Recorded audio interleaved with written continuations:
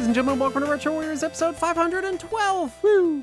As always, I'm your host, Justin Baker, and as always, I'm joined by viable human Chris Saturn. Hi, Justin.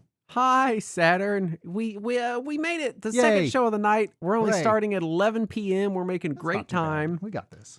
It's awesome. Yeah. This is going to be so good. I'm awake. I'm That's good. caffeinated. Are you?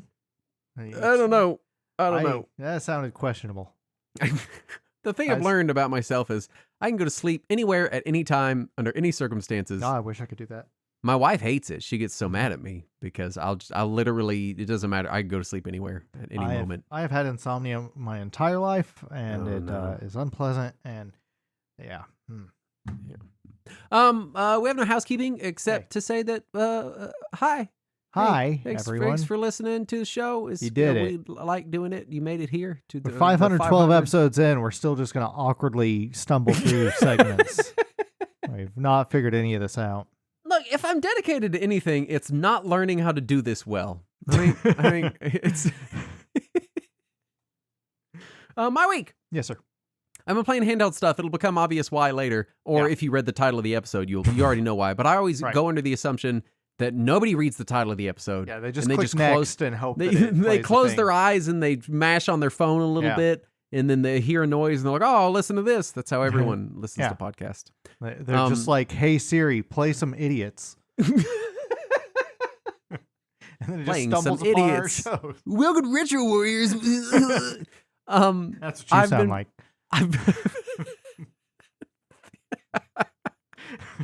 That sounded so accusatory. That's what you sound like. I've been playing ROM hacks. I've been playing Game Boy ROM hacks.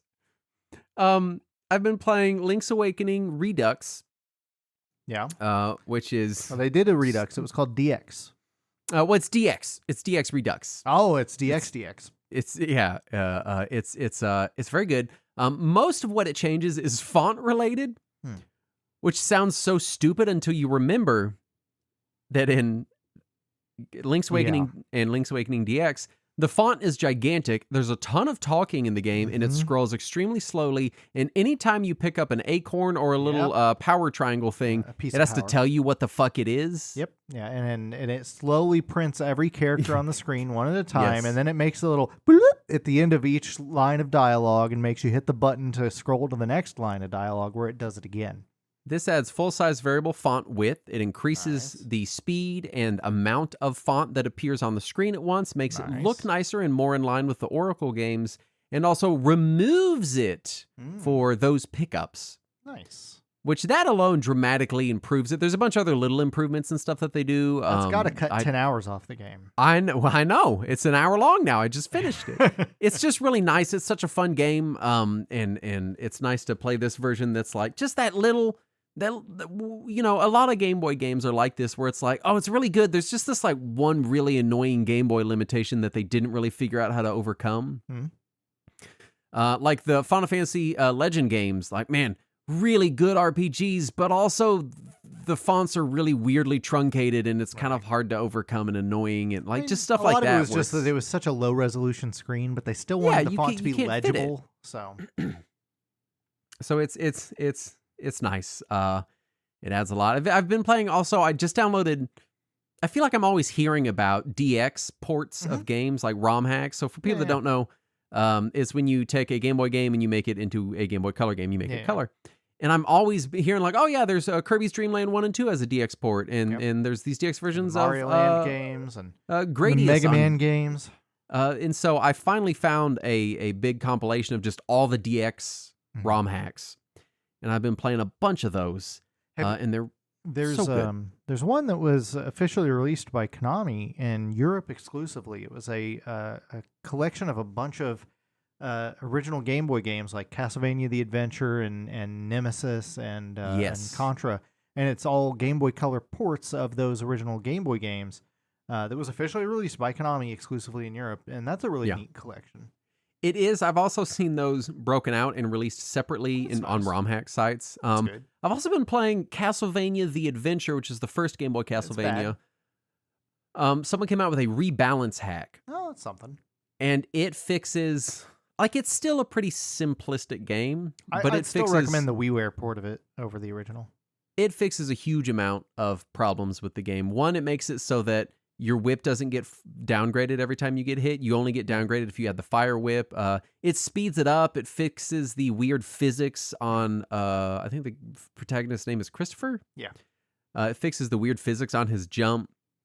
It just fixes a lot of really small annoyances that makes it an infinitely more playable game. Probably not as good as the WiiWare version, but still really good if you want to play the Game Boy version of it. You should just call him Chris, though. Christopher's way too many letters. It's too many. You can't fit 10 letters anywhere. it's I mean, too what's many. the point? Right. And then finally, I've been also playing Pokemon games, and that led me into the world of learning how to dump carts via a DS. Oh. So I got my DS, I got an R4 cart. Someone made a DS ROM that is explicitly just a cart dumper.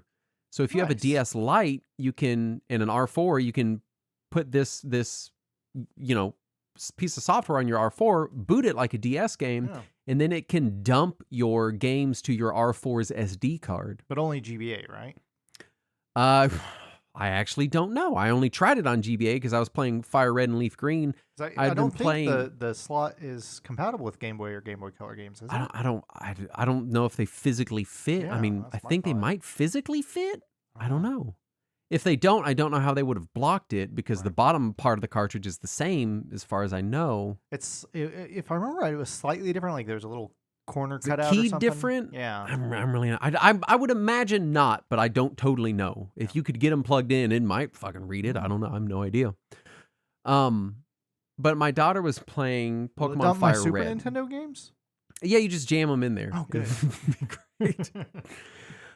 My daughter was playing Pokemon Fire Red, a bootleg cartridge, and it was being kind of squirrely. And I was like, God, if this kid loses her Pokemon save because I have a cheap, knockoff bootleg card, she's going to lose her fucking mind. So I switched her to my Easy Flash, but I had to dump her save first. So I got the save off there and converted it over, and it all worked great. And she's happily playing on my GBA SP, the AGS 101, and enjoying that muchly. Nice. And I'm playing Leaf Green as a companion, so we're both kind of going through Fire Red and Leaf Green at the same time, and it's very fun. And she's constantly blown away at the collective original generation Pokemon knowledge that me and my wife have within us. Because she's not, like, my wife doesn't play games, but every now and then she'll say something about Pokemon, and Harper's like, how do you know that? How did you know? Or I'll be like, she's like, she's doing the thing where, like, she has one Pokemon that's level 1 billion and then nothing else ever comes out. Yeah. And then she hits a part where she's like, I can't do anything here. And I'm like, yeah, you got to train other ones. And she's like, how? They don't get experience. And I'm like, yeah, you got to fight with them. And she's like, but everything's too strong. And I have to explain to her that, like, no, you leave one out. And then when you get into battle, you swap it for a strong one. And then they split the experience. And her mind is blown, That's cheating. So it's been fun. What have you been doing, Saturn? Yeah, you telling that story, and also in our private chat, you were telling stories about you and your wife teaching your daughter about Pokemon, which is adorable, by the way. It reminded me when I went to, I think it was my grandmother's funeral. There was one of my cousins had a kid that was like 7 or 8 at the time, and when you're 7 years old at a funeral for somebody you barely know, it's hard to be engaged at all.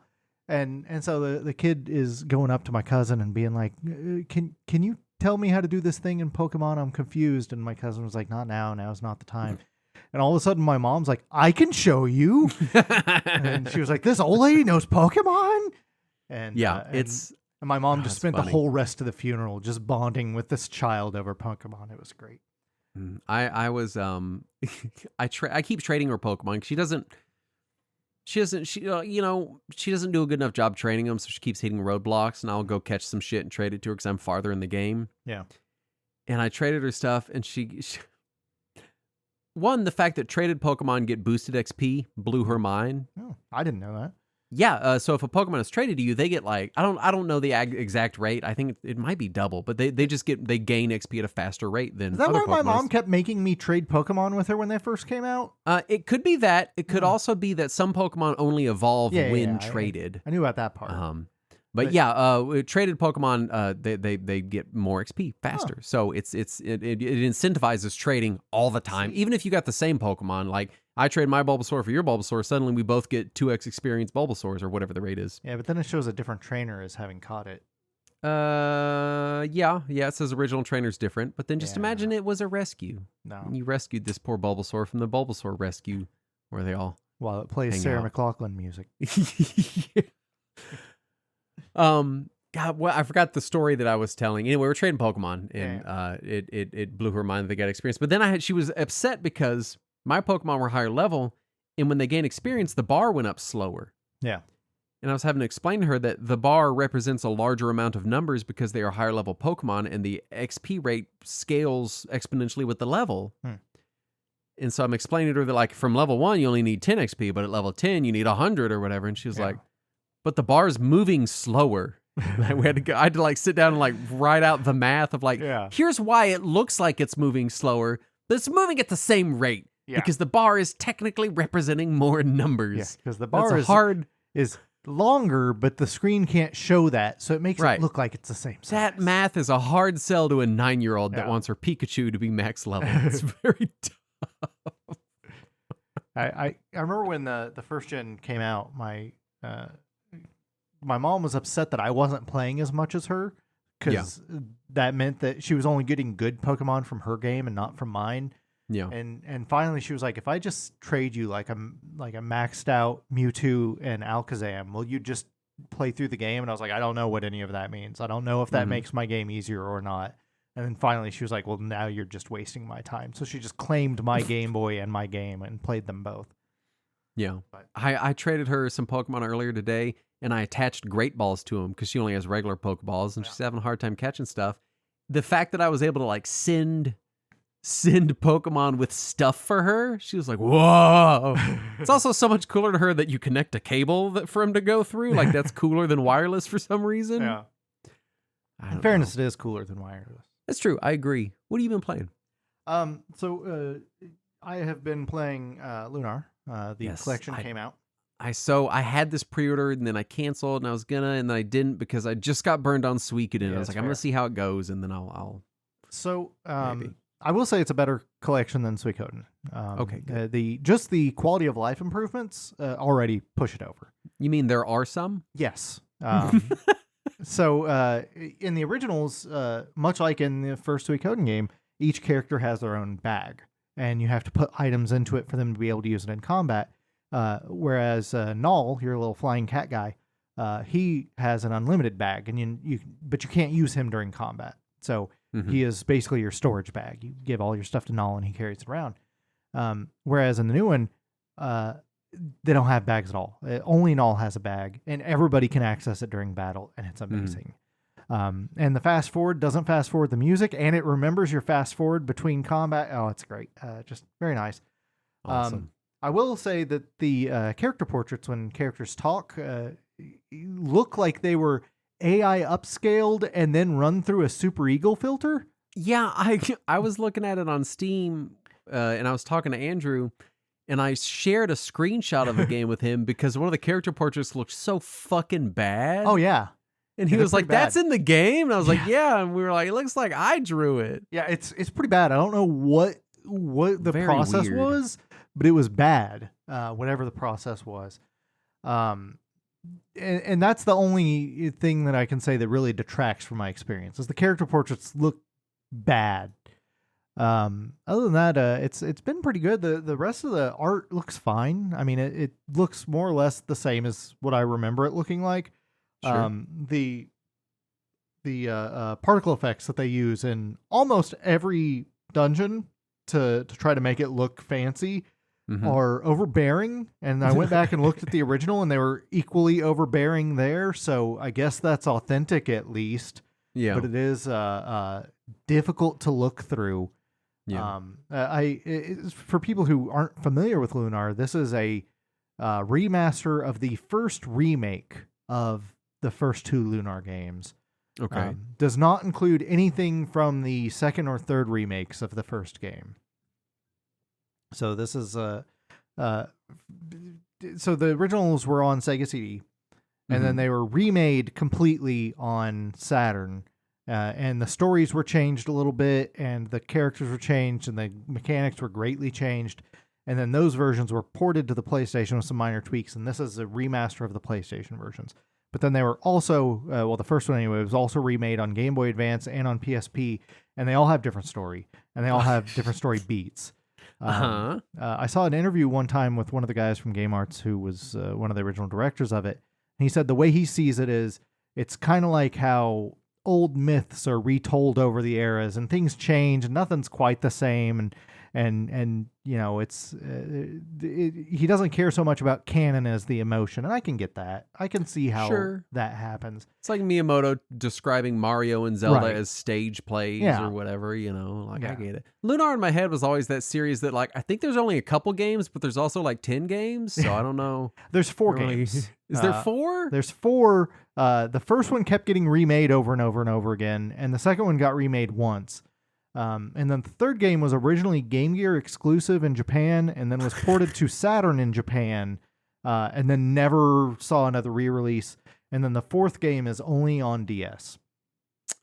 Weird. What a weird lineage. Yeah, but it's good. The font seems weird. The best part, the best quality of life improvement in this is they added subtitles, because if you've ever played a TurboGrafx CD or Sega CD era RPG, when they first discovered how to do voiceover, they didn't subtitle anything, and also they recorded it using a tin can on the other side of the room.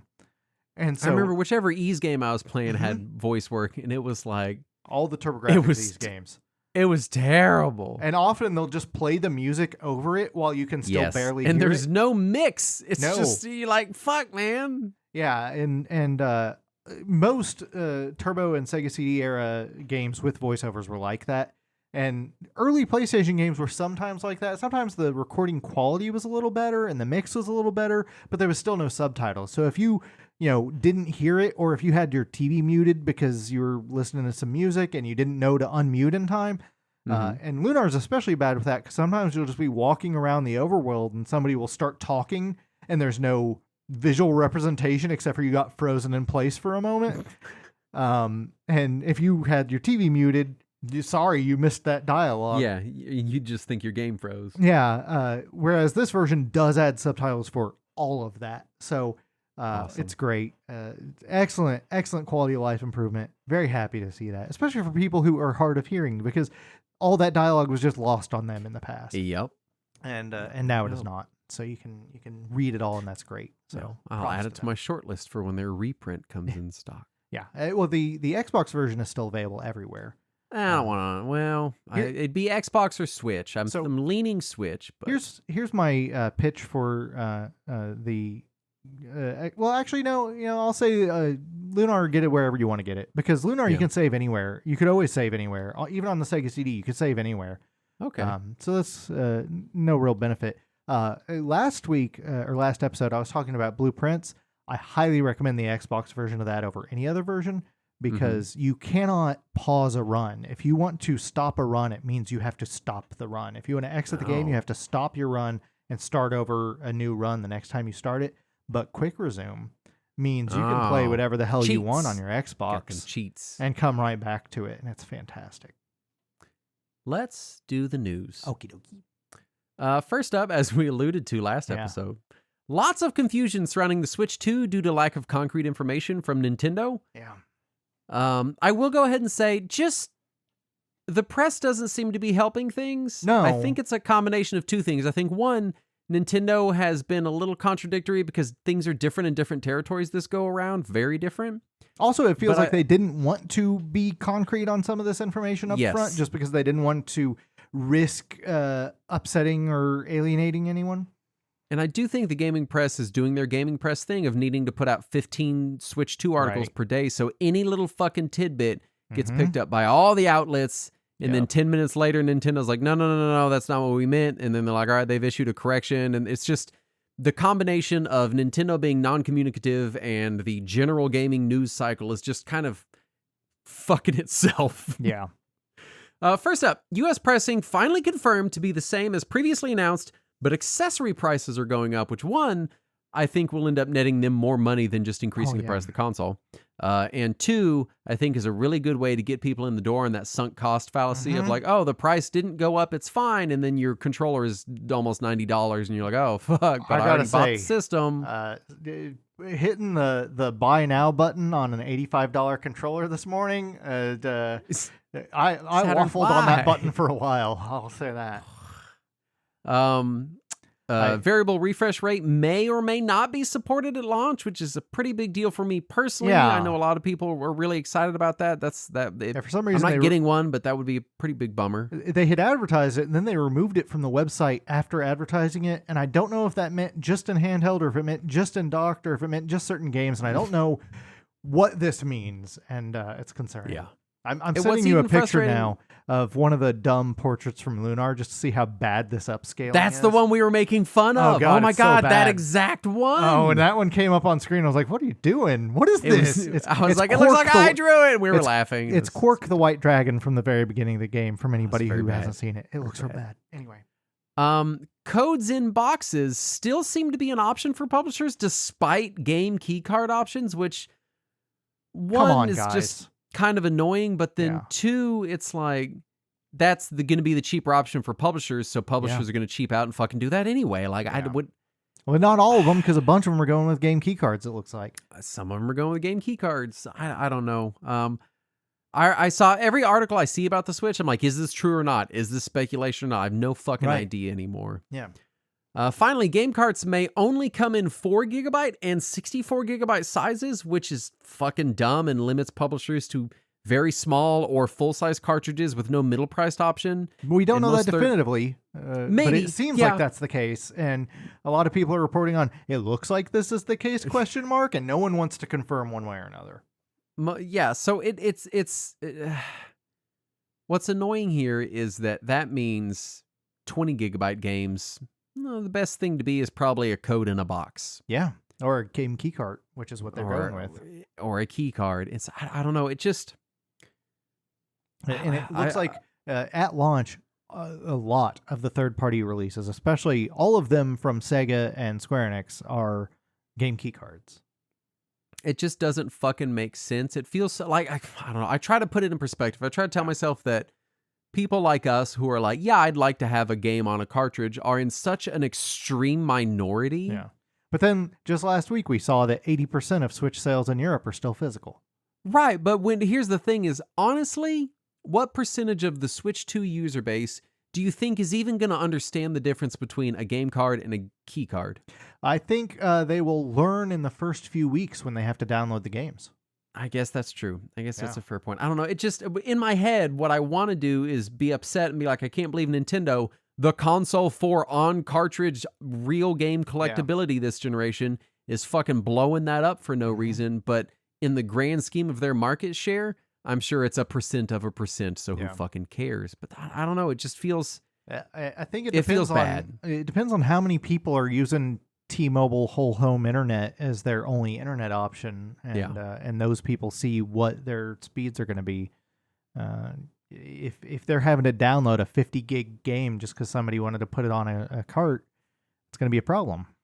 It's just really frustrating that for all my complaints with Nintendo, the Switch has been really good for collectability. Even my complaints with Switch collectability, which is kind of a bullshit FOMO driven market. Definitely. But most of the time, if you're buying a Switch game, you can just kind of play it. Right. You know, it's just going to sort of work, and you don't really got to worry too much. And maybe there's an update, but maybe you don't fucking care about it. My daughter a few weeks ago, we picked up the Zelda, the Zelda, the one where you play Zelda. It just came out. Echoes of Wisdom. Yeah, Echoes of Wisdom. And she was able to just slap it into her Switch in the car and play it on the ride home. And that's a very that's great. For me as a parent that played games like that growing up, that's a fun experience. Like, I just got this new game. I'm going to put it in my thing. I'm going to play it right now. She was so excited. I never once played a game in the car on the way home. I always read the manual. What? Well, you can't put a Super Nintendo game in your Super Nintendo on the way home. Right. You were an older kid with a console. I had a Game Boy. Yeah, I was allowed to play my brother's Nintendo. But I had a Game Boy, but I never took it out of the house. I was the youngest kid. It's not like I was the older kid. But no, I had a Game Boy. I just wasn't allowed to take it out of the house because it'd break. Oh. Anyway, I don't know. It seems like a blow to collectability. It seems like a step back for Nintendo, and I would just like some... I think what we want is we want to know what the third-party publishing ecosystem is going to look like for this, because it seems like there's... If it is true that these carts only come in 2 sizes, it seems like they're really pushing for, like, hey, we're going to get a lot of key cards this generation. I did see VGP posted online today saying that they are going to attempt to persuade some of these publishers to let them reprint some of these games that are initially game key carts as a full game on cart later in the future. Sure. I don't know if they'll be able to pull it off, but they're trying, and that's great. That would be cool, but also that's a company I have to import from because they're Canadian. Yeah. So that's gonna still... I don't know. It seems in real fairness, like the a whole lot rest of the world has dealt with that for a long time. On the whole, Switch 2 hardware seems cool, but it also seems like a lot of really finicky, poorly communicated fucking shit piled up right now. And I'm like, God damn, man, just... Yeah. Maybe you know what they should do? They should have a whole direct that's just about the Switch 2. Oh, yeah? So we can all just like kind of clearly communicate, put it all out there. This is what everything is.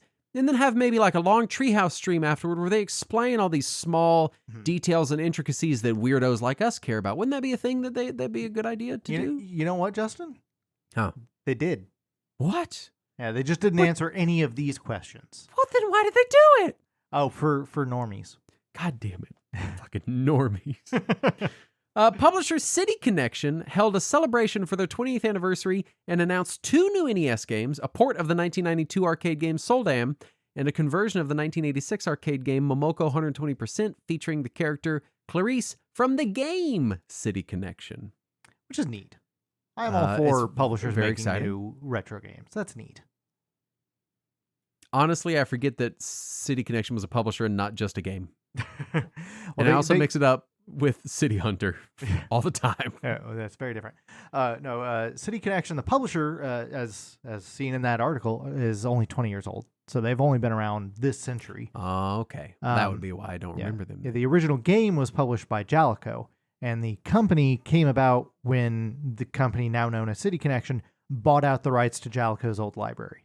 Yes. Okay. Well, that would be why I don't remember that they were publisher then. Yes. Although 20 years is kind of a long time. Yep. They've been one for a minute. Yep, they've been one since as long as the Xbox 360 has been around. The games for Windows Live servers have been taken offline with no apparent notice because fuck us, fuck preservation, fuck our purchases, fuck functionality.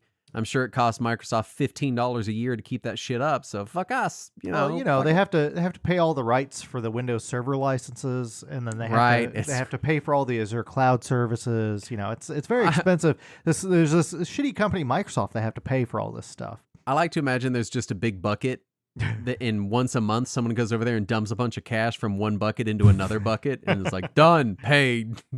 Yeah, the saddest thing is when companies like that do have to pay their other divisions for shit like that, they still have to pay the taxes on the transaction to themselves. So weird. No, some fans have already started working on preservation for this, setting up private services that can activate these games, private services that can get all this stuff working for people who do own these things or who have purchased these things in the past and are having problems activating them. They're finding workarounds. It's not 100% just yet, but it's getting there. They did find one dude who has literally every Games for Windows game purchased and installed on one computer. This guy, and I guarantee you that guy is like, this is my time to fucking shine. He's stoked. I saw that dude post on a forum. He's like, I bought all of them and they're all installed right now. What do I do? And he has like 100 replies like, don't do anything yet. Wait for us. We will tell you what to do. The world's biggest Games for Windows Live fan is like, now is my time. He's been waiting in a cave for 20 years. Like all of his replies are like, why are you guys so concerned? Like I wasn't gonna download it. What do I do? The idea that it's just a dude that just happened to do that is even funnier. This is amazing. Yeah.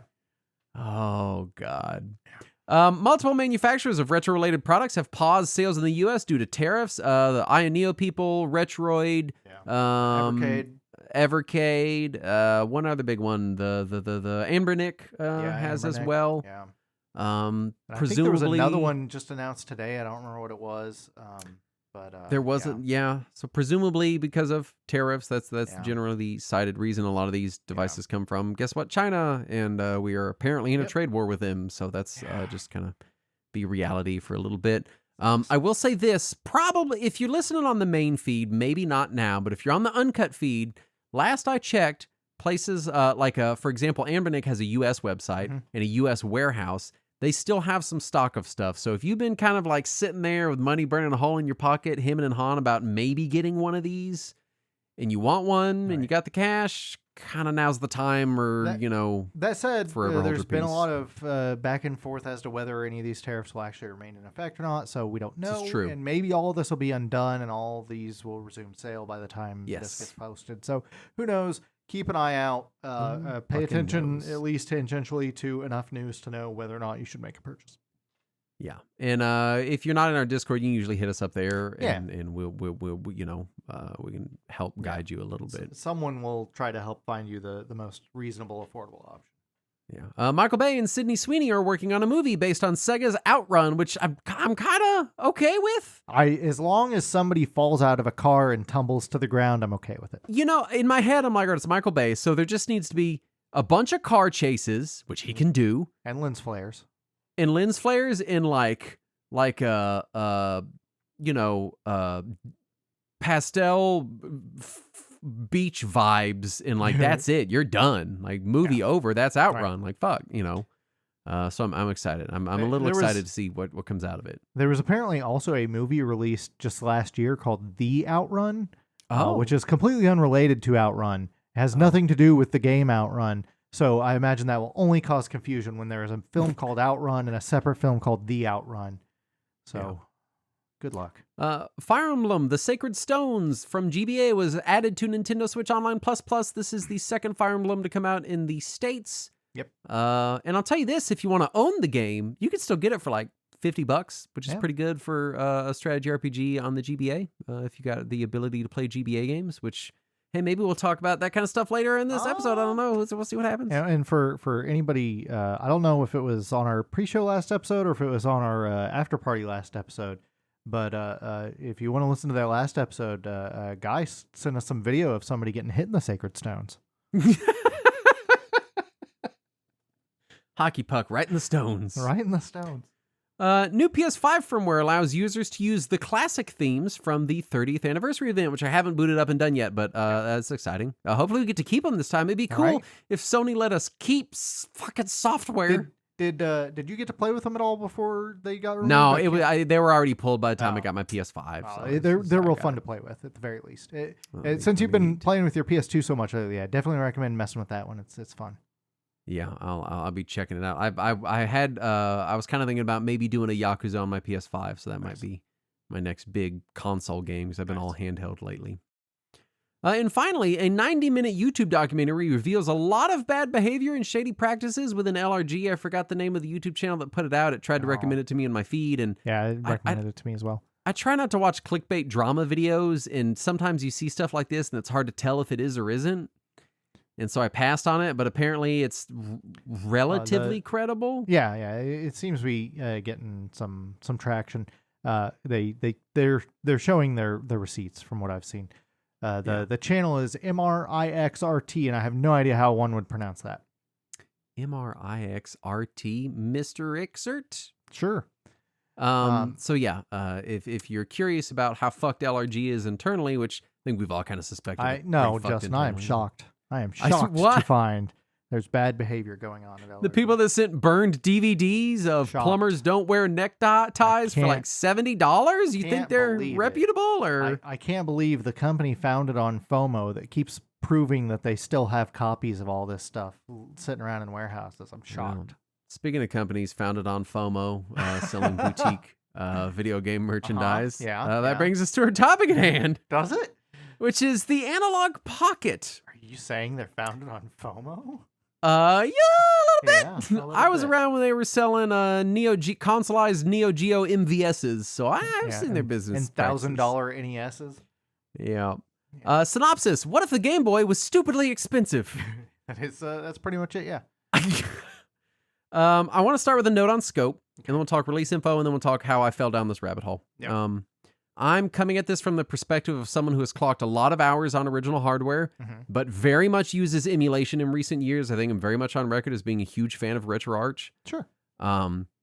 If you're the kind of person who has always sort of scoffed at software emulation or like a hardware purist, then you already have disagreed with us long before this episode. You already know where you stand. This isn't for you. I mean, Right. you already know how you feel about all of this shit. So far be it from us to try to change your mind. But my perspective is I've got a lot of hours of original handheld usage. Right. I've got a lot of hours of handheld emulation. I've got a lot of hours of RetroArch, and I'm coming at the pocket from that angle, right?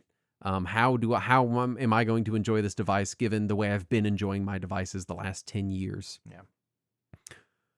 Release info, this thing came out December 12th, 2021. It is powered by an Altera Cyclone V along with an Altera Cyclone 10 for handling the OS, although I believe it also was unlocked and is what's partially used for the OpenFPGA cores, but I'm not super sure on the technicals of it. That's pretty impressive. They put 2 cyclones in there without it just destroying itself. I know, it didn't rip itself apart. Wow.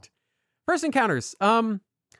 So I saw this get announced and everyone was all excited and it looked like a really cool device and I just kind of slowly backed away when I saw the price. Yeah. 2021 was a different time as far as handheld prices go. True. And I'll say that while their price, I believe, has gone, I think it launched at $200 and went up to $219. Yeah, and also its pre-order window was like a year, wasn't it? I remember it being pretty long. Yeah. And when I bought this one, it was just literally, I just went to the website, it was in stock, I bought it, there was no weirdness or whatever, it's just kind of there. So I think I just kind of lucked out timing window wise. Mm-hmm. But oddly enough, I was shopping so I got all my 6th gen handhelds in line, and I was like, well, the GBA goes with the handheld, or goes with the 6th generation, because it goes with GameCube, so I should probably figure out my, like, GBA solution, and I was, that got me down the rabbit hole of looking at, like, new Game Boy Color screen mods, because they got really cool OLED screen mods for Game Boy Colors now that are just drop-in. Nice. And I was kind of thinking about that because I have an old kind of shitty LCD screen on my Game Boy Color, which is fine, but it's really small and the viewing angle's kind of bad. Right. And so then I'm pricing screens and I'm like, well, it's going to be like $100 for the screen for my Game Boy Color, and it's just going to play Game Boy Color games. And, you know, maybe I want to look at taking one of my original model Game Boy Advances and putting like a nice OLED screen in that. And I don't know, that's going to be $100 too. And I basically talked myself into buying an Analogue Pocket because I do have a lot of original handheld cartridges and hardware. Sure. I do want to use them into the future. Even though I have flash carts for GBA and Game Boy Color, I still like my original cartridges. And price-wise, it wasn't really much more than buying a couple of screen mods, you know, a couple $100. But also, in the time since in 2021... Game Boy prices were at one spot, and they have skyrocketed since then. Yeah, and it has made the just the sheer value of the Analog Pocket go up. Yeah, like at $219, it's like what else you got? You got the Mod Retro Classic, which was made by an arms dealer, and it's $200 and only plays Game Boy Color games. You've got emulation devices, which are affordable, but it's software emulation. It is what it is. It's not going to use original hardware. You got mods on original stuff. And I don't know. I ended up being like, this is kind of a one-stop shop. I get my Game Boy Color. I get my Game Boy Advance. Everything works. It uses original hardware. It's fully supported. And I get to play with OpenFPGA. So here I am. You know, I took the plunge. And I was also a little worried about getting tariffed. Yeah. Because it's made in China, so I mean, it says it on the side of it. It says designed in California, made in China, just like Apple products, which is the dumbest fucking. Just put made in China. I don't care where you fucking designed it. So right. So yeah, that's how I ended up here, and now I'm the proud owner of a black Analog Pocket because I'm not dumb enough to buy a white electronic that I put my grubby, greasy mitts all over. I've seen what white DS lights look like after 3 years, and it's not pretty. I still insist on playing my Game Boy games the proper way through an original Super Game Boy on a Super Nintendo that's slightly out of tune, so it runs even faster than it's supposed to. Well, the Super Game Boy is out of tune, but then also your Super Nintendo is going to get more out of tune. Exactly, that's what I'm saying. So eventually you can be playing double out of tune. Yeah, that's the way I have more to meant to be say played. about the Analog Pocket and Super Game Boy later, and we're going to get to that. But For the uninitiated, I feel like it bears mentioning the Analog Pocket is an FPGA-powered handheld that natively plays Game Boy, Game Boy Color, and Game Boy Advance cartridges. It officially supports Game Gear, Lynx, TurboGrafx 16, and Neo Geo Pocket Color carts via adapters, which you have to buy separately. Yeah. And it has an optional dock for playing on a TV.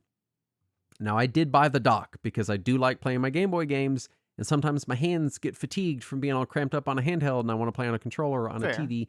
And I'll talk more about the dock later. Which controller I did not are you get. using? I've been using the 8BitDo SN30. Okay. But I've paired a few different ones to try it out, and I have a whole section on the dock, so we'll talk about that experience later. But I want to talk about the Analog Pocket, just the hardware of the device. It has an SNES worth of unlabeled buttons. So you got 4 face buttons. 2 of them are concave, just like the American Super Nintendo, as is correct and good in the world. So I do have a question about that, actually, because I know you have some issues when your glyphs don't match your I'm glad controller. you asked. I'm so glad. So does it bother you to have no glyphs? Oddly enough, I didn't realize the buttons weren't labeled. None of them. The only button that's labeled is the analog button, which opens the menu, and it just has a little tiny logo on it. Button, yeah. It causes me 0 issues. I have no problem with the glyphs being different at all. So that's what we need to do, is just give you controllers with no glyphs. Blank controllers, yes. Weirdly, I do every now and then, because when I play Game Boy, action-oriented Game Boy Color games, like a Wario Land or whatever, I will do the Super Game Boy mapping. So B is on X and Y. B is on Y. See, I'm already doing it. B is on Y, and then A is on B. Yeah. So it's more comfortable for my hand. And sometimes when I go to the menu and it switches to regular Super Nintendo layout, I'll hit B first and go, oh yeah, but it's just it's real quick. I'll do that. Yeah. So the X and Y position buttons are concave, just like the Super Nintendo. Yeah. The shoulder buttons are placed on either side of the cartridge slot. And physically are similar in design to those on the Game Boy Advance SP, but they have less travel. I find them relatively comfortable. About as comfortable as the GBA SP shoulder buttons. All right.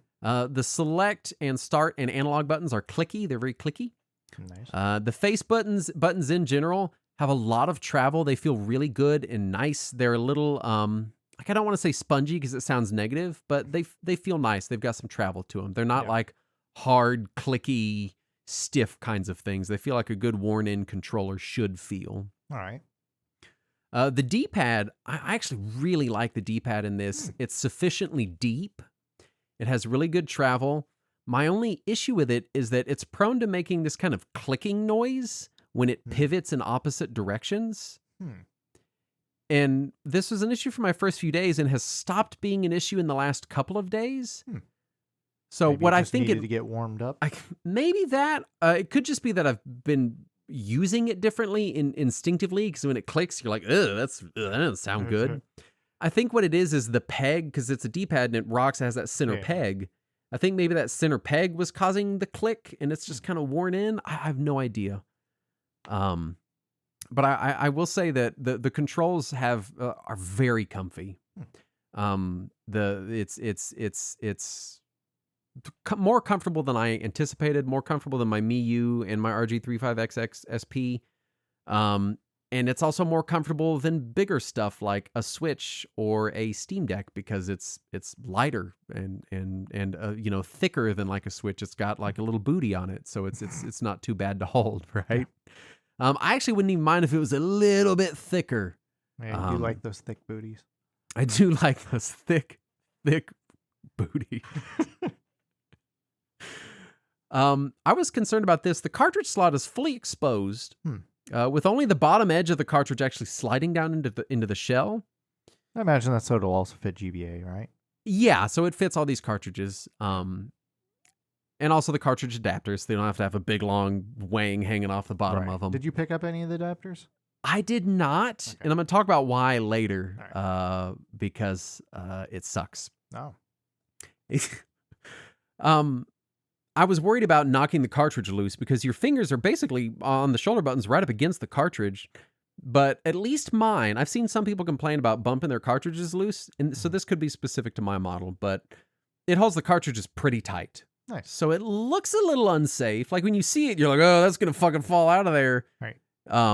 I have literally no concerns about it simply falling out. I've been playing it nonstop, changing cartridges all the time across Game Boy, Game Boy Color, Game Boy Advance, heavier flash cartridges in and out. I literally no concerns about it coming out at all. That's good. So that's been nice. Like I said, I've seen reports, but it's not been a problem for me. The screen is Gorilla Glass, which is awesome. Nice. But it's also raised up out of the shell. Oh, that's weird. Like the edges are kind of exposed. Hmm. And I'm not an engineer, but it's my understanding that the edge is the weakest Right. impact point for glass. That is odd. It's like it's not like it doesn't look quite like, I don't know. It's just kind of weird. It's weirdly raised up. Oh yeah, I'm looking at a picture of it now. That is odd. Yeah.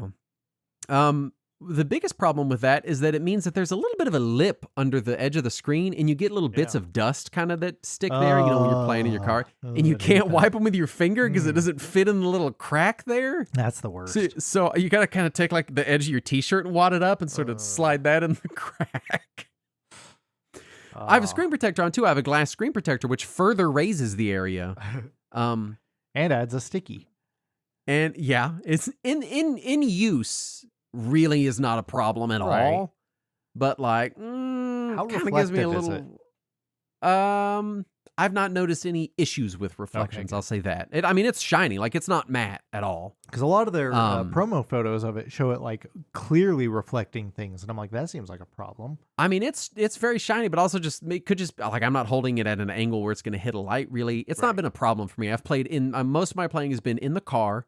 At home, in the living room, or on the bedroom, or on the dock, and so I've had no issues with reflectiveness. But I also because I have a screen protector on, my reflectiveness is going to be different than the native glass. Fair. Yeah, but I would expect the same as any Gorilla Glass phone. I don't know which version of Gorilla Glass. I know they have different versions. Right. I want to say I heard it was Gorilla Glass 3, but I don't totally remember. Form factor wise, it's quite large, but not quite like DMG levels in size. Physically, it's very similar in size to a closed 3DS XL, and I know this because I use my 3DS XL case that it fits perfectly in. Nice. So it ends up really being pretty comfortable. It's got a pretty sizable chin to fit down in your palms. I'm on record as having pretty big hands. Yes. I will say Big, that strong regardless of the size, it is a vertical form factor. So like if you don't like vertical form factor, it's not going to convince you. Your hands are still pretty close together. Yeah. Like it's not on the Miu where like my fingers kind of touch in the back, but it's like, if that's a problem for you, or you're like, I don't like my hands being cramped close together, it doesn't mitigate that. But it is a very comfortable handheld. I find it more comfortable than my Game Boy Pocket, my Game Boy Color, definitely more comfortable than my GBA SP. It's just a very comfy handheld with nice controls, which is very nice. Nice. You have a link cable port on the bottom that works with any Game Boy anything.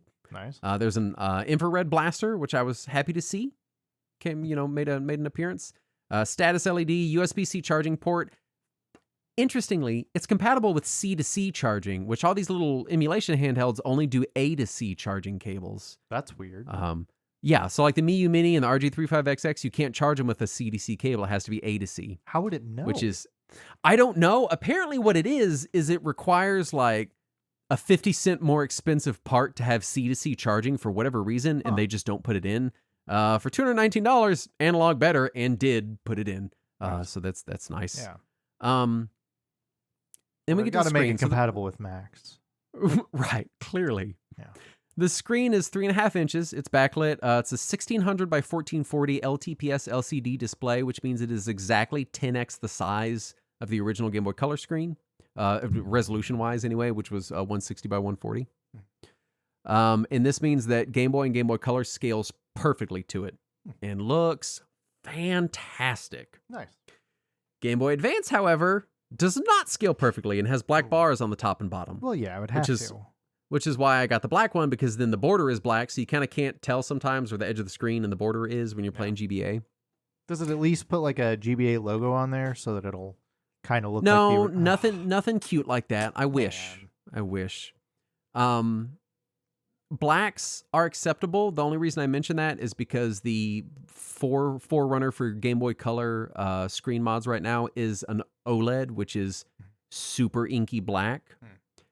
This does not have that super inky black, but it is still a very nice screen. Because it's 10x the size, they actually emulate the individual subpixels because of the high resolution. And I'm telling you, Game Boy and Game Boy Color looks fucking outstanding. Like you boot one up and it's like, yes, this is good and correct and all is right with the world. GBA still looks good. It's still a high resolution screen. It looks fine. It's just kind of looks a little squished. I will say, I compared it to my GBA SP, and I think the actual viewing area is still very slightly physically larger than the SP. It just kind of doesn't super look like it because it's on this big handheld and it's kind of squished. But here's the cartridge adapter conundrum. They look really neat. The only one I'd really care about is Neo Geo Pocket Color. I sold all my Game Gear stuff. Unfortunately, Analogue only sells the Neo Geo Pocket Color one in a 3-pack with TurboGrafx 16 and links for $100 before shipping. And their minimum shipping charge is $22. Oh, fuck that. And I don't have TurboGrafx 16 or Lynx cartridges lying around. You borrow my TurboGrafx 16 cartridge. Sure, but I don't need them. Right. And then Game Gear you can buy by itself for $30 plus $20 shipping. So I can't speak to these at all because that's insane pricing. I'm not paying that's absurd. Which is a huge bummer because I've only got like 5 or 6 Neo Geo Pocket Color games. I would love to play them. I don't $120 want to play them though. That's silly. $120 is 2 Mii U Minis, and the Neo Geo Pocket Color runs great on that. Right. It has side-mounted stereo speakers. They're loud. They sound good. It has good sound options where you can like fix the sort of crackly GBA audio, which is half the time I don't notice it, but if it's a thing that bothers you. And it's worth noting that the Pocket has no Wi-Fi or Bluetooth functionality in the unit itself at all. So the dock has Bluetooth for controllers, but no Wi-Fi, no internet connectivity, and even there's a USB mass storage mode, but it's limited. It's like super slow, and they recommend not transferring more than 10 megabytes of files on it at a time. So if you're moving files to or from the device, you'll be manually removing the not included micro SD card and plugging it into a computer. In fairness, the stock OS doesn't support anything that would be transferred that's big anyway. This is true, but if you're running open FPGA cores, you are transferring stuff a lot, all of the time. And you may also want to do things like back up your saves and stuff. So like it's not a big deal, but it's kind of a downgrade for people like me who have like SyncThing and FTP and Samba sharing on all my emulation devices. It's kind of like, oh, I gotta go take the fucking card out. The OS itself, this is where we need to get into some terminology, which is kind of weird. The Pocket OS. This is the part that I am familiar with because I have an Analog Duo. Yeah, you know about memories. Yeah, because the Analog Duo also runs what used to be called Analog OS.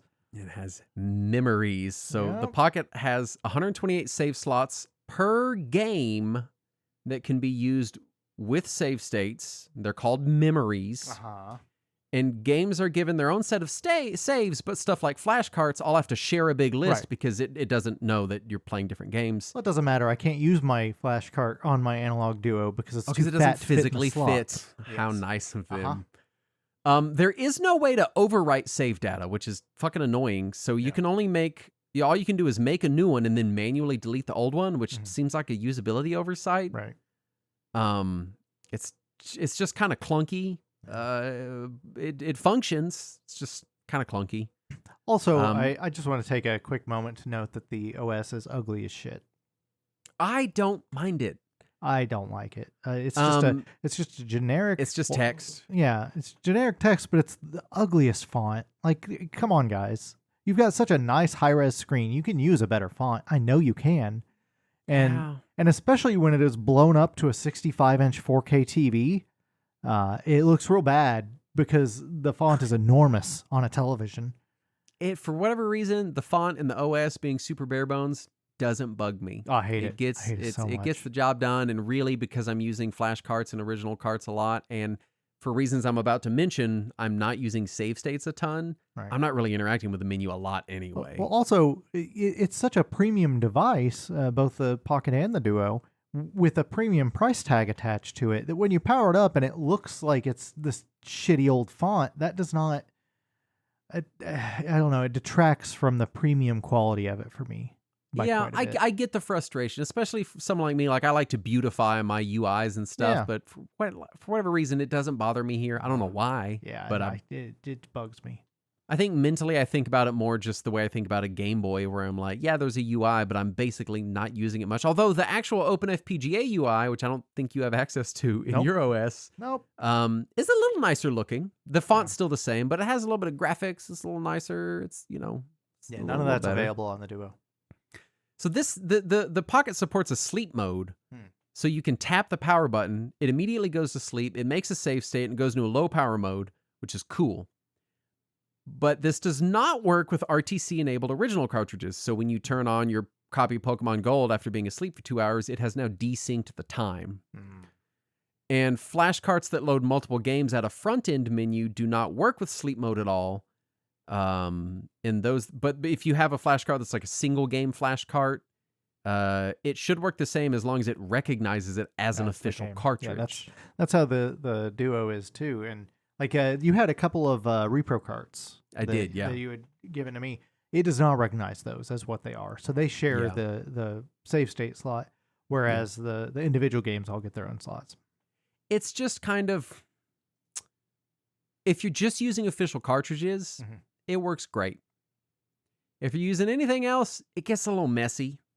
I think is probably the best way I'd describe it. And fortunately, you're picking yours up after it's been out for a few years, so they've had a chance to update the firmware repeatedly. I've got several years of firmware updates, which is very nice. When I first got the Duo, it didn't recognize a few of my games, the official legit games that I've had for decades. So they eventually released some firmware updates that fixed that. But until then, the games played, but you couldn't do save states or anything on them because they just override each other, which was a pain. Display modes are basically analogous to shaders in RetroArch. They offer a limited but very visually good lineup of modes to flip through. That's good. They can be changed really quickly and easily, which is nice. Changing RetroArch shaders is kind of a little fussy. You got to go in the menu and you got to pick them out. It's just kind of a pain. This, you just hold the analog button and push left or right, and you can flip around between the few they have. That's how it is. They all look really great. I really like all of them. They're clearly made by someone with, an eye for detail that cares about how these games look, and it's nice to see. Nice. There's also music software called Nanoloop included in the OS. I don't fucking know what any of that shit is. Don't ask me. Musician. I'm not a musician. Yeah, that's not on the Duo, so I can't speak to that. It does have full support for Game Boy Studio games. You just that's neat. Load up the file and it works. It has to be in a .pocket format, which is weirdly kind of a strange format for, usually they're outputted as regular Game Boy files. But it's a thing it has support for, which is nice to see. Yeah, nice. But let's talk flash carts. Okay. So as of the recording of this video, the Analogue Pocket audio. Do what? This is not a video. We're not recording a video. Oh, as of the recording of this audio. There you go. You confused me so bad. I was like, what? What's wrong with my audio? So it works with the following. Easy Flash Omega DE Revision 2, which is a GBA flash cart. This one does come highly recommended because it has a Mode B function, which lets you flash a game to the actual ROM in there, and then flip it to that mode, and then it just acts like that game. Yeah. Which is how my daughter's playing Pokemon Fire Red, so she doesn't have to navigate a flash cart. But that also means it then works with sleep mode and everything else on the Pocket. Yeah. Nice. It can all be done directly on the cartridge, which is cool. Yeah.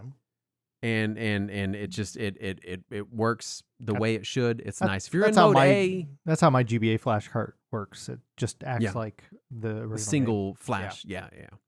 Memories work, but you have to boot into the game before loading the memory, and then it's just out of a chronological list of all the games because it doesn't know. It just knows that, hey, this title has all these save states.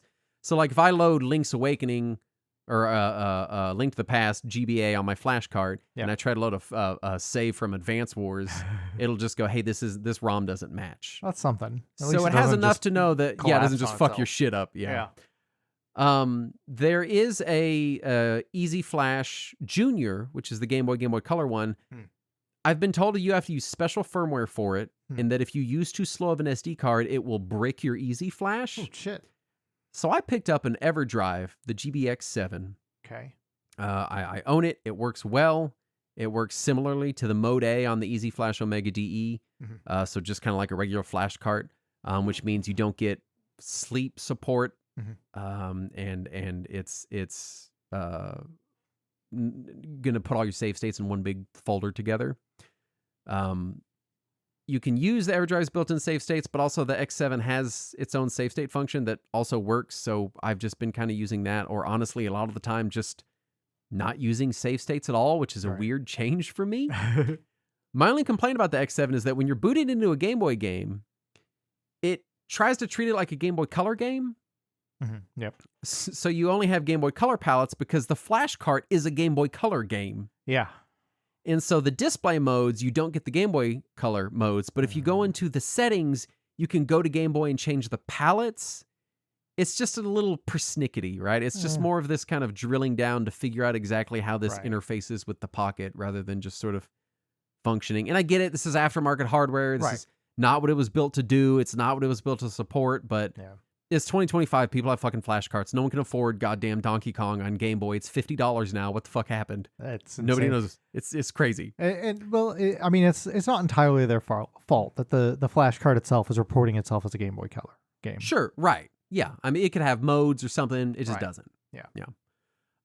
Let's talk dock before we get into Open FPGA course. Okay. The dock was kind of one of the primary reasons I wanted the Pocket. Okay. I really love my handhelds, but it's also nice to just have it on the TV sometimes. That's what I've been saying this whole time. The dock is very solidly built. It comes with a USB-C charger, USB-C cable, and an HDMI cable, which is nice. You know, it's only a few bucks, but it's nice to have it included for $100. Yeah. It does feature Bluetooth, and this is what I fucking love about this dock. The Bluetooth pairing, there's no like you can go into the Bluetooth software settings, but you don't need to. You just push a pairing button on the back and you pair any controller just like you pair with an Xbox or something. You push the pair button, you turn it on pairing mode, and it just grabs it. That's how the Duo does as well, but also the Duo is compatible with the 8BitDo 2.4 gigahertz controllers. This one is as well. Nice. Because I took out my arcade stick and plugged it in. It just worked. I paired a couple SM30s. I have that 8BitDo Neo Geo controller they had. I paired that. It just picks it up. It's just like an Xbox. You hit the sync button and you hit the pair button and it just bloop and it just works. Yeah, the 8BitDo 2.4 gigahertz controller, I don't have to use the USB adapter for it anymore just because it'll sync natively to the Duo. So I did have to reflash the firmware to a special analog mode in order to get it to pair with the Duo instead of its original 2.4 gigahertz receiver. But once I did, it can power on the system. It can power off the system. It's great. Yes, this can too. Well, I haven't actually tried full power on from being powered off, but it can wake from sleep and put it to sleep with Bluetooth, which is nice. I've not actually turned it all the way off. When it's on the dock, I usually just use sleep mode if I can. The Duo doesn't have sleep mode. It's just power off. Right. And it'll just wake from power off. So I would presume the dock probably does the same thing. Because I can't imagine they have it in the Duo, but not in the Pocket. But also, it's Analogue, so who fucking knows? Yep. But I will say the experience is very Switch-like. It just kind of works. You just plop the Analog Pocket down, quick pair controller, you're off and running. Everything works great. All the controllers map correctly, which is another big problem I have with RetroArch is I change controllers a lot, move stuff around, pair different stuff, and mapping's become a constant thorn in my side. Of like, oh, this is mapped wrong. Let me go map it. Should I map it in the software, change the mode on the controller, and repair it? And then I don't know. This just maps the way that you would expect it to because each controller, as far as I can tell, is hard-coded in the system. Nice. They've added native support for it. So, Very nice. You know, it's nice to see. Also, weirdly enough, generic USB-C docks do not work at all with the Pocket. You got to buy their $100 docks. So fuck you if you just want to use a regular USB-C. It's fucking fancy. You got to do the fancy shit. Doesn't work with a Steam Deck dock? No, I didn't even try. I Googled and people were like, no, it only works with the AP dock, period. Nothing else. No, nothing else anywhere. So let's talk Open FPGA. This is the, in air quotes, jailbreak. They included support for FPGA cores, and I want to start with a quick note of to all the wonderful people like Jotego and Bad Dude 2 and everyone else who've put in tons of hours of work on various Open FPGA cores. You are heroes. None of my criticism of the state of Open FPGA is directed at these people. Yeah. They are the ones doing the work, while Analogue relies on them and the community that they've created to add that value to their product. So before I get into my complaints about the state of Open FPGA and how it all works and how it feels and how it is, these people are the heroes in the situation. So please don't think I'm criticizing them, because they've, as far as I can tell, have mostly done this work for free or not very much money. So July 2022, Analogue sent out their 1.1 update, which allowed third-party developers to make cores that work on the Pocket. Yeah. So for the FPGA dumb like myself, cores for this hardware must be specifically made or ported over from other FPGA hardware. You can't just boot up Mr. cores. That's not how it works. Right. And as of this recording, there are a handful of cores that support the usual suspects that you would expect to find, and a weird mountain of cores for individual arcade games. It's kind of become its like own boutique community of just people getting arcade boards, reverse engineering them, and making Open FPGA Pocket compatible cores, which means the Pocket is strangely a really, really good arcade emulation machine. Nice. Because it's using FPGA, so it's extremely accurate, and it also has support for USB arcade sticks. So weirdly enough, out of all the things that it's supposed to do, it's a really good arcade machine. Nice. Most cores do not support save states at all. Super Nintendo, no save states at all. Weird. It doesn't support it on the Mister either, and reportedly, they can't figure out how to add it to the core because they can't fucking fit it. That's weird. The Game Boy Color core by Bud Dude 2 is one of the most robust ones. It does have full support for everything the Analog Pocket has to offer. It includes proper Super Game Boy support with the ability to play in Super Game Boy mode with the borders removed to fill the screen with the game, but still have all the enhancements. Nice. Which makes it more functional than the AP natively, which cannot do anything with Super Game Boy. It just plays it like a Game Boy game. That's unfortunate. Which is strange, but really cool that it's there and it works. Well, if they wanted to have Super Nintendo support, or Super Game Boy support, they would have to also emulate the Super Nintendo in the process. So I can understand why they wouldn't have that natively. True. But it's nice to have it. Yeah, definitely. It's the. I don't know. I like Super Game Boy emulation is so fussy to get the way that you sometimes want it. Right. That having this core do it at all and do it in a way that can still fill the screen and remove the borders or add them if you want them teeny tiny on your screen. What's always frustrating to me is the Game Boy Color games that also have Super Game Boy support. You can usually, most emulators will only do one or the other. You can either have Super Game Boy mode turned on or you can have Game Boy Color mode turned on, but not both. Yeah. So it's always nice when something can do both. Yeah.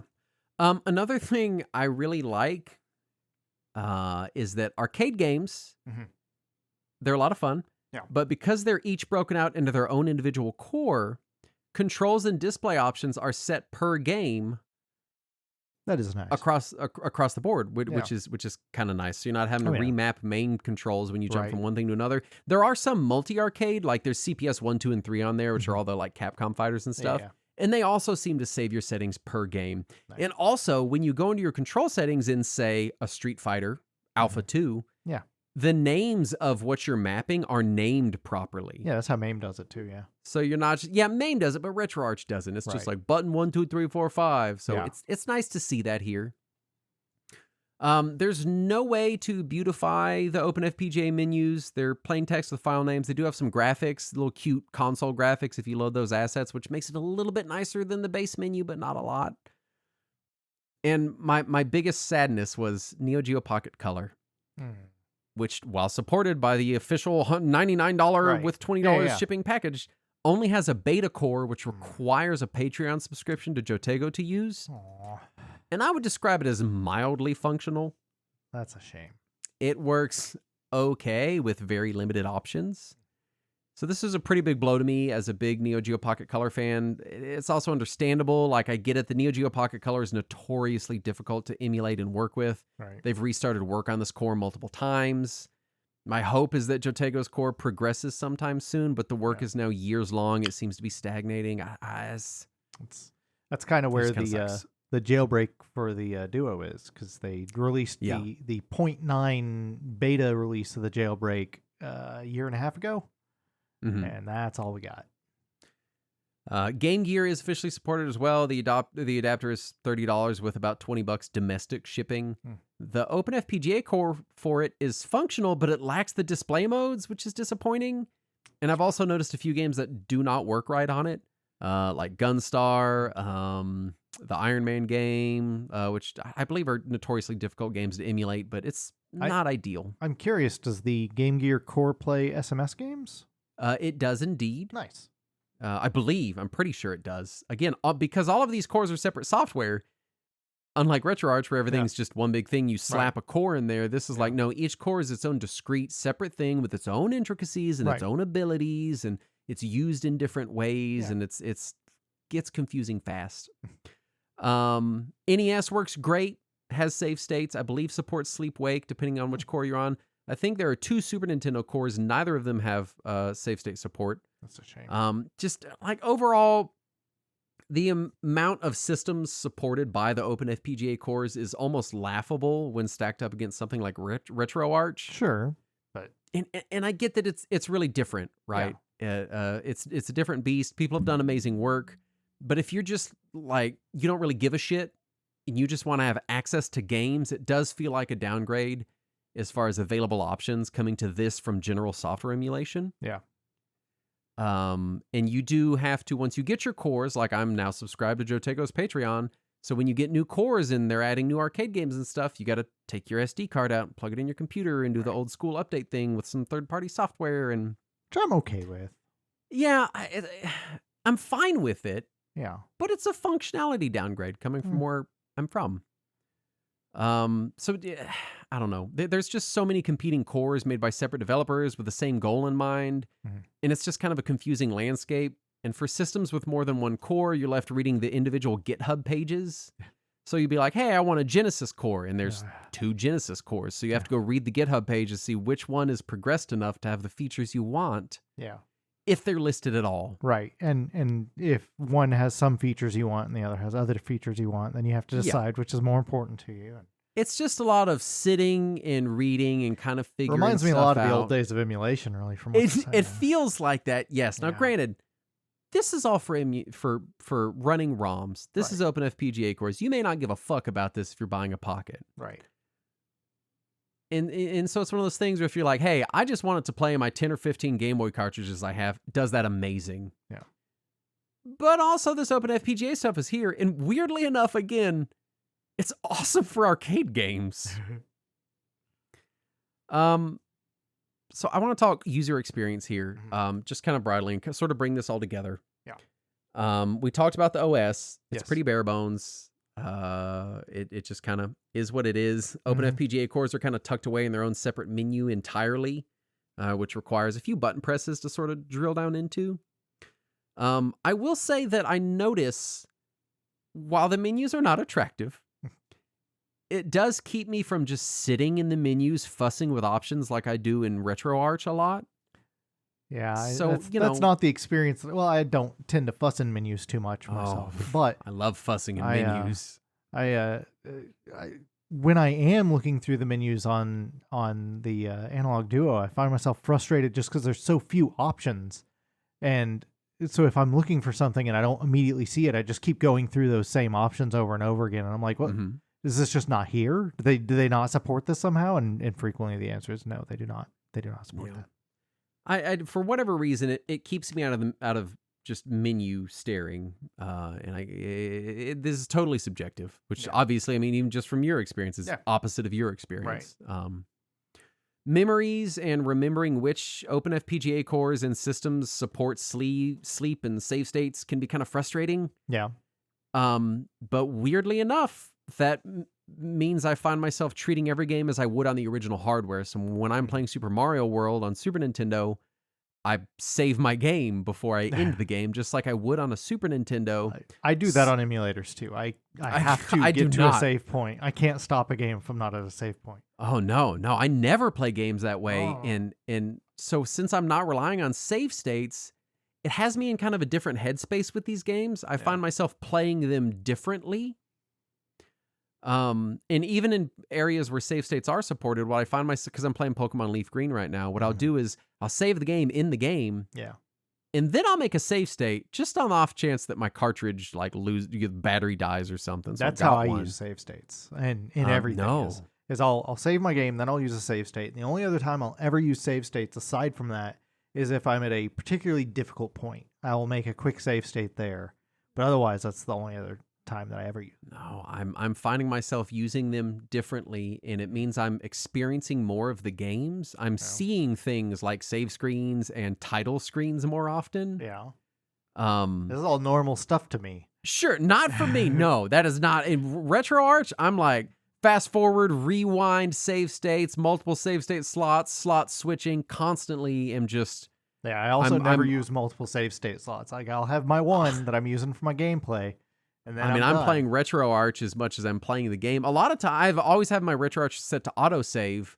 So I'll be mid jump in a thing and be like, oh, I gotta do a thing, and I'll turn the shit off and it autosaves, and I just jump back into it. No, I can't do that. So I do find it kind of pushes me into this pocket where I'm playing more. I don't want to say accurately, but more true to the original experience, I guess. I can't interrupt a game experience if I'm not at a proper interruption point, which usually means the end of a level. My fucking kid. Oh, I can't do it. If I'm not at the end of a level or at a proper save point or something, I can't stop. Which actually is bugging me in games like Lunar, where you can save everywhere. I'm like, all right, well, where should I stop? Like, I'm technically at the end of a dungeon, but I also saved in the middle of that dungeon somewhere. Where do I stop? And then it bugs me. No, I don't have that luxury, I guess I would say. Also, the nature of how I play a lot of this stuff is like I'm sitting in the car waiting to pick my kid up. It's like, oh, my kid's coming running out. I can't be like, hey, hold on. I'll pick my kid up in a minute. I got to finish this Mario level. Like, see, that also bugs me because if I'm in a place where I know I won't have an hour to play a game, I'm just like, I guess I can't play games because there's nothing I can do right now. I will. Yeah, I can't do it.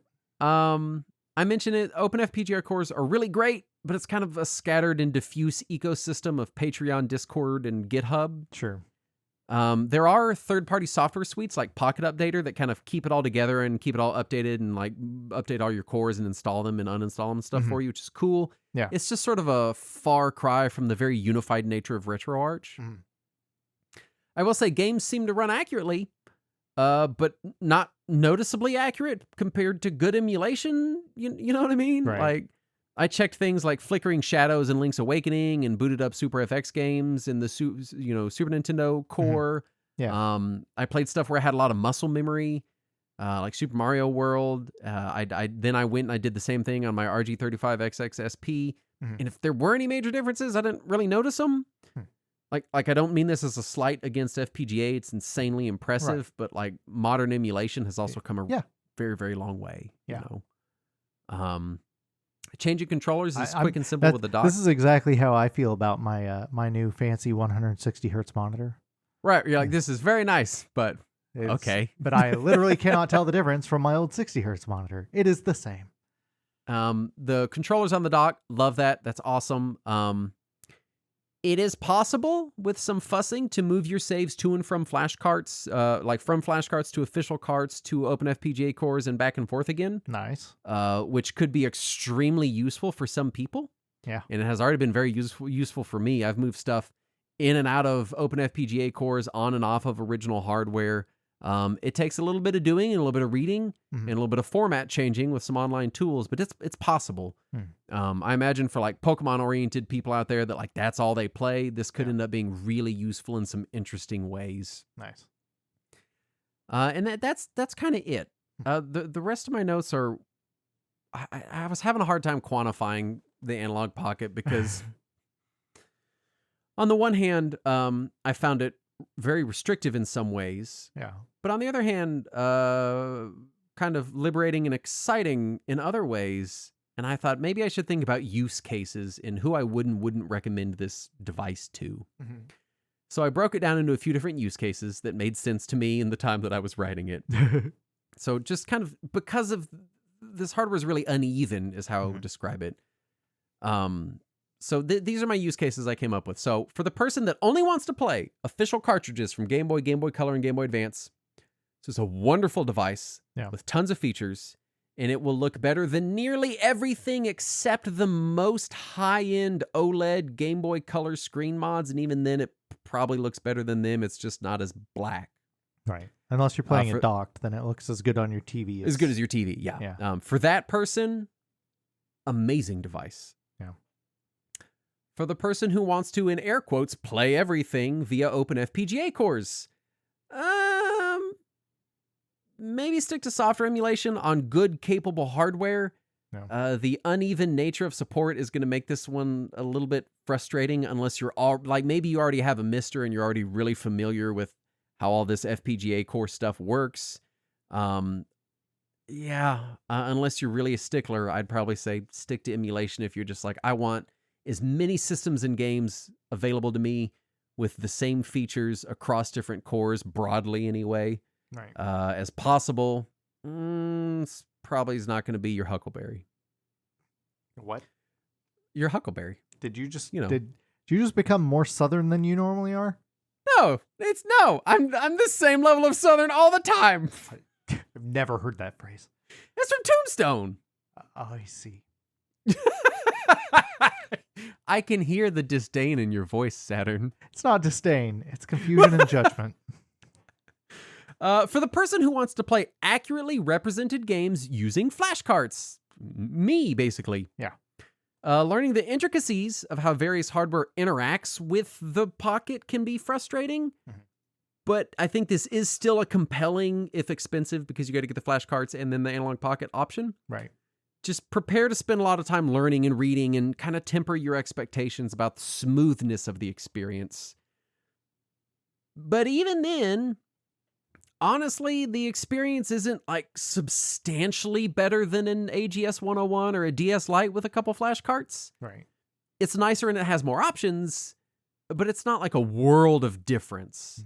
Like if you already have a GBA SP and a GameCube with a Game Boy player, you're kind of doing about 80% of what you're going to be doing here already. Right. Now, I get that the Analog is not marketing their stuff to people who still have all their original hardware sitting around. Well, it kind of is. They're selling it to people who have all their original cartridges sitting around, but not their hardware. I don't know. Yeah, who are those people, Justin? Me, I guess. Well, I still have my original hardware. You still have your original hardware. For the person who wants a Switch-like experience with the dock and a handheld, also me. Or the person looking to upgrade from a Super Game Boy or Game Boy player. I think the Steam Deck does the same thing for only $170 more. Yeah. And it also plays almost all modern PC games. Yeah. And it can emulate a bunch of systems that this can't yet. But it is a much larger, more complex device that will not play your original hardware. You telling me if I jam a Game Boy cartridge in my Steam Deck, it won't play it? Would be surprised to figure out where you jammed it. In its butthole. If you really, the Steam Deck's butthole. If you really only want Game Boy Color, and Game Boy Advance, and can stomach the price, then the dock experience is really impressive. I'm very impressed with it. It's faster and easier than the GBA player. It's more accurate than the Super Game Boy, along with much better controller support. Yeah. It is very nice and slick. I really like it. Yeah. And having other open FPGA systems on the TV is just kind of a nice bonus in this made-up scenario I've invented. Yeah. But probably something you can already achieve with hardware you probably already own. I got two more. I got two more. For the person who wants to have a handheld in a bag that they whip out while waiting at the dentist's office, which sounds really specific, but that's how I use my handhelds. And this is why I was so... I use my phone for that. No, that's dumb. I play Pokemon. So, like, the reason I picked this is because you're sitting in a situation where you're waiting on them to call you back. So you don't know when you're going to go back. Yeah, use my So when phone they call for your that. name, when they call your name, you don't have like 2 minutes to save your game. And that's why I love the RG35XX SP, because it has that sleep mode. They call me back, I just flip the lid shut, and it'll save my game and power itself off after a few minutes. It's so cool. Yeah, this is again. I don't play a game if I don't think I have enough time to play the game. Well, then this scenario is not for you. Maybe you're the next one, I Saturn. see. Yeah. So the lack of save states, depending on how you're using the hardware, could make this a deal breaker and a distinctly worse value than the RG35XXSP with the ability to just flip shut. Yeah. But with some setup and foresight, like being sure that you're using an easy flash in mode B or a core with sleep and wake mode or something you can easily get out of, I think it'll work. It's not super ideal, but it could be one of those things where you just kind of have to be a little more selective about what game you're playing or what core you're using or what hardware you're using. Yeah. But I will say, because when I do it at the dentist's office, I don't have a bag. I just stick it in my pocket, and it's a little large to be fitting in a pocket despite the name. I think you could, but it's tough. It's a tough squeeze.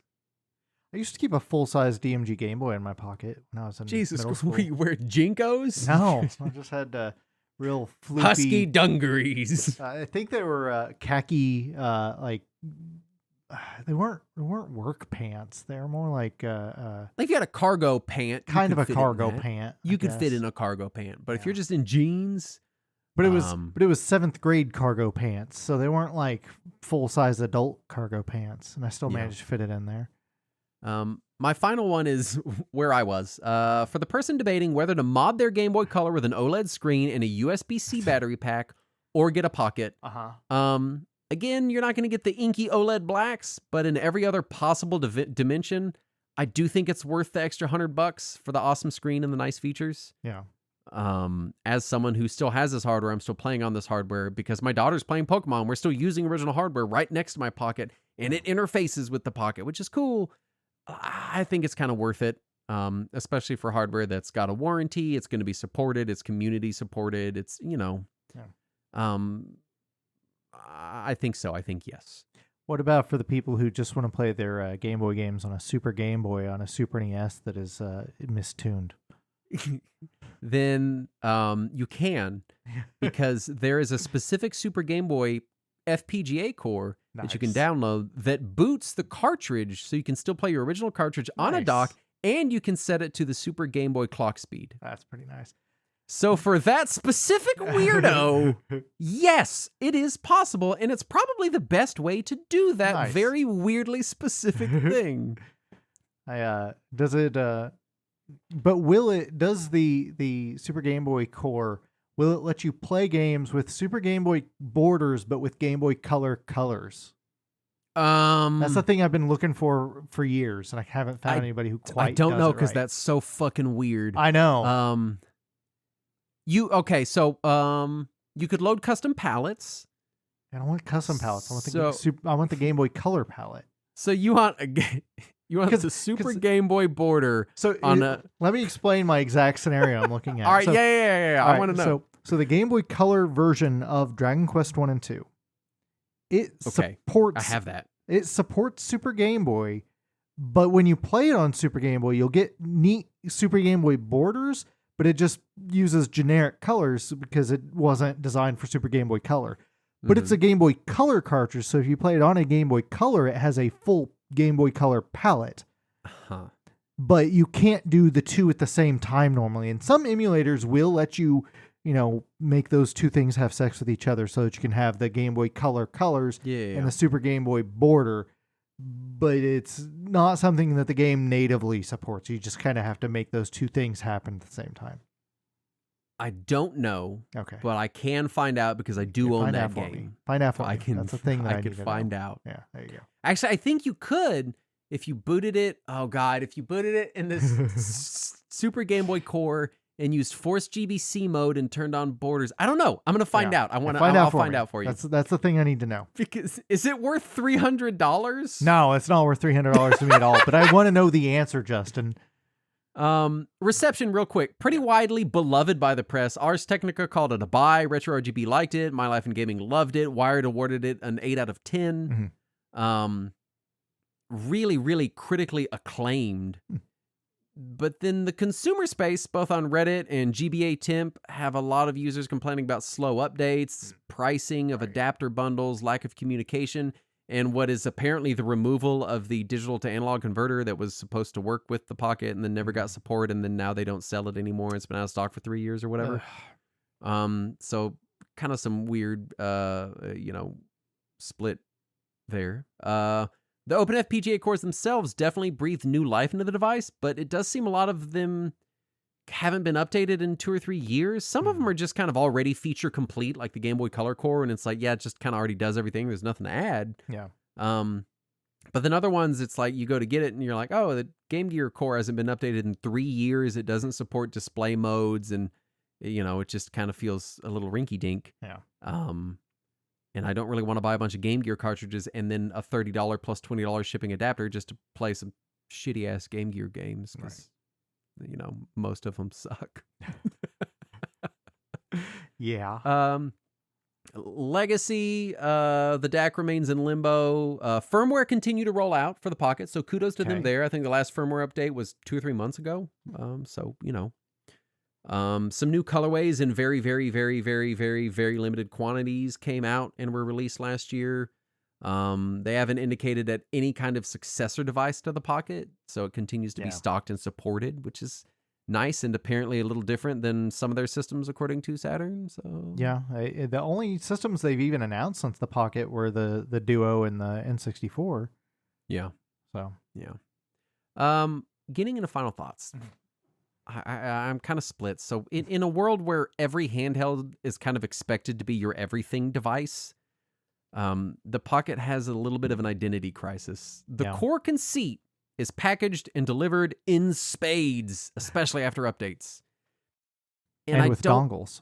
And with dongles. Yeah. And I don't think it's necessarily fair to judge the Pocket on the state of community cores and how well aftermarket hardware works with it. Mm-hmm. It also feels kind of silly not to include flash carts and third-party cores into consideration. Right. I do think it is a fantastic way to play a Game Boy Color cartridge. But if you can afford to buy a $180 copy of Pokemon Crystal to go along with it, then you're sort of thrust into the world of aftermarket cores and hardware to achieve your goal. Right. So it's kind of weird. Like, all that said, when I wrote these notes initially, I was more negative on it because of these limitations that I've mentioned. Mm-hmm. But I've still been very, very much enjoying it and playing it more than I ever have my other emulation devices. I think I've already clocked more hours on it than my Anbernic or my Miiu. Dang. It's large, it's comfy, it's capable, and the things it does run, it runs accurately and well. And it has also, maybe sadly, gotten me back into physical collecting, of all things. I'm picking up Game Boy cartridges for whatever the allure of having that cartridge slot and booting up a game and going, I like this is really fun. I'm going to go buy it now.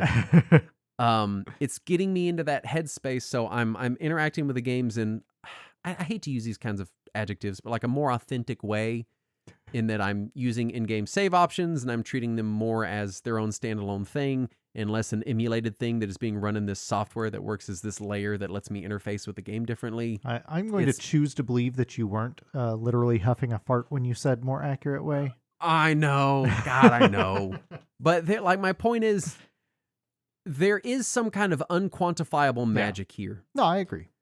There is some special sauce, and I think the Pocket has two things going for it. Is one, that special sauce, and two, again, it has become a better value proposition as prices on everything else have gone up, and it's kind of stayed at $219, which in 2021 was silly. You can buy GBA SP for like $50, $60. Like, who fucking cares? But now GBA SP is $130 if you want the AGS 101, and who knows how good the battery is in it, and it doesn't do all the things the Pocket does, and it doesn't have a dock. You have to get a GameCube and a Game Boy Advance player, and it's just kind of a whole thing. So I don't know. It's tough. Like, I see all the flaws plain as day. I feel them, but the things it does so good that I just kind of don't really care so much about the shit that it doesn't do very good. My biggest annoyance is that I can't afford to own all of the fucking shit that goes with it to play all my Neo Geo Pocket Color games and shit. Like, that's my biggest problem, is I can't have more of this stuff, which I think is that's a good problem for Analogue to have for me as a customer. Yeah. I don't know where I'm going. I'm rambling. I love the device. Yeah. I think it's great. And I've been bonding with my daughter over Pokemon games that have been they've been sitting in my house for years. None of this is new. We've had multiple Game Boy Advances and these exact same games sitting in my house for years now. And all of a sudden, the Pocket is the catalyst by which... Now, she's not playing on the Pocket. She can't touch it. It's mine. But it's the catalyst by which... Can she play it when it's on the TV? I told her if she wanted to play on the TV, I would let her dock the Pocket and play on there. Although she may be more excited to play on the GameCube because it's cool. Yeah, but it's become the catalyst by which I'm getting back into collecting a little bit, and I'm enjoying this with my daughter. And again, I don't know whatever like magic fairy dust sparkle whatever has come out of the Analog Pocket into my life, but I've ended up really enjoying the device after initially being like, this is so much fucking worse than RetroArch. And now I'm like, oh, it plays the Punisher really good, and me and my kid are playing Pokemon. And it's created, I think, a situation. I'm coming around with it. I'm coming to the full circle here. It has created a situation where I'm more directly playing the games and fussing with stuff less. And I think that's because of the reasons I've stated during this episode. That has been a problem for me personally, and this has helped me kind of overcome a little bit of that. I think that's why it's felt special to me. Its limitations have ironically solved some of the problems you have created for yourself in the retro gaming space. It's let me get out of my own head a little bit and just put a fucking cartridge in a fucking game and trade some Pokemon with my kid. What's funny is I've had the exact opposite situation with the Analog Duo. Interesting. Because my Duo has convinced me to play my original TurboGrafx more. And I don't know why. Now, to be fair, your original Turbo is modded out too. Oh yeah, so. yeah. It's modded out, so it does RGB out and everything. But it doesn't have save states, and my Analog Duo does. But I still find myself going to the original more. I don't know why. Maybe it's because I can use my flash card on my original and I can't on my Duo. But and also because the jailbreak firmware on my Duo is out of date and doesn't play some games correctly. So I can either lose my jailbreak and play the games correctly, or keep my jailbreak and not play games correctly, which is a frustrating dichotomy there. But no, I've been going back to the original hardware more. Part of it might just be that the interface on the Analog is so bad that I don't want to use it. It just makes me angry. You do seem to have a lot of hate for it. I hate that. I hate the user interface on it. It's just really bad. Once the game starts, it's fine. But then, they look great. Yeah, but then I could just play them on the original system. They'll still look great. Yeah. Again, this gets into that weird territory, which I think the Pocket is. I don't have any other analog devices because I'm not a wealthy man. Right. Yeah. I get the feeling that the Pocket is kind of in a different space as far as community and development and software updates and support than their other devices. Yeah. I think the older ones like the Super NT and the Mega SG they seem pretty well supported. Yeah. But then the Duo has gotten almost no support, which is also the same issue that I've had with the TurboGrafx Mini. It got almost no support from the hacking community, while all the other mini handhelds did. Yeah. Which is it's frustrating, and it kind of leads into my issues with like Analog as a company. Yeah.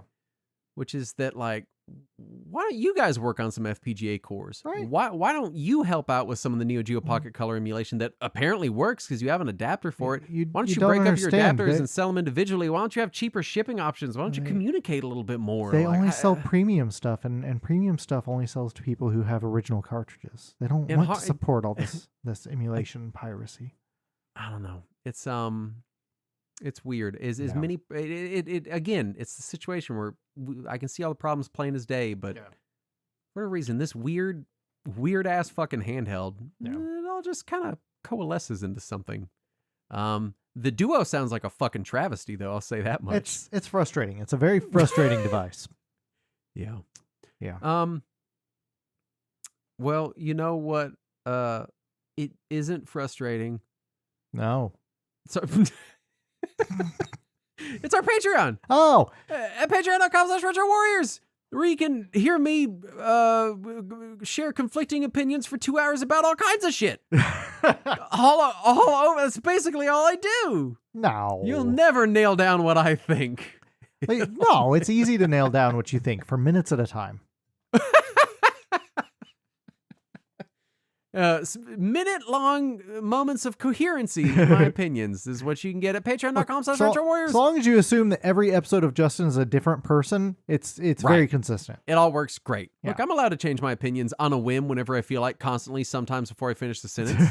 It's a free country. Yeah. For now. For minutes at a time. You can get Talking Wizards. You can get Read Along. You can get uncut, extended versions of these shows. Yeah. You can listen to us wax nostalgic about a video of a hockeyman getting hit in the nuts with a hockey puck. And we will. You can enjoy all of these things at our Patreon, as the following people have, who we're going to thank, starting with Bruh. And Fimble. Emil Rune Maller. Amish Priest. Lil Bunny Fufu 89. J-Dog here. Justin's impending sense of doom. Jammo. John B. And Mark Schwickendioffmeyer. They all gave us money, and Yay. we want to thank them for giving us the money. And it was very kind of them to do that. Yes. And it pays for us to keep doing this, which we were going to do anyway. Yeah, we do it. It always bothers me when shows are like, without your support, we couldn't do the show. We could still do the show. Yeah, we it might be a little different, but we would still definitely do it. Yeah, it might have less production quality behind it, but we'd still keep doing it. We would just shout into the ether. We're going to be 80 years old, wearing dentures and still shouting about Bonk's adventure. Yeah. I'll still be yelling about how Zelda 2 is one of the best Zeldas, and Saturn will still be ignoring I'll me. still be here to tell you how wrong you are. It's fine. Anyway, that was the Analog Pocket. I hope that was coherent. I know I'll say that I learned things about it in this episode, so I appreciate it, Justin. I've been intentionally not learning information about it since you said we were going to do this episode, just because I wanted you to be able to give me this information, and so I appreciate it. We had a totally different topic planned, and I was like, I wrote 7 pages of notes today. And you're like, do you want to do that? And I was like, I guess. Yeah, I was pretty glad you did, because I was struggling to do the other topic. So this is good. Yeah, this is good. We'll come back around to it. Yeah, we might. Anyway, we'll be back next week. Thank you so much for listening. And as always, let us cling together.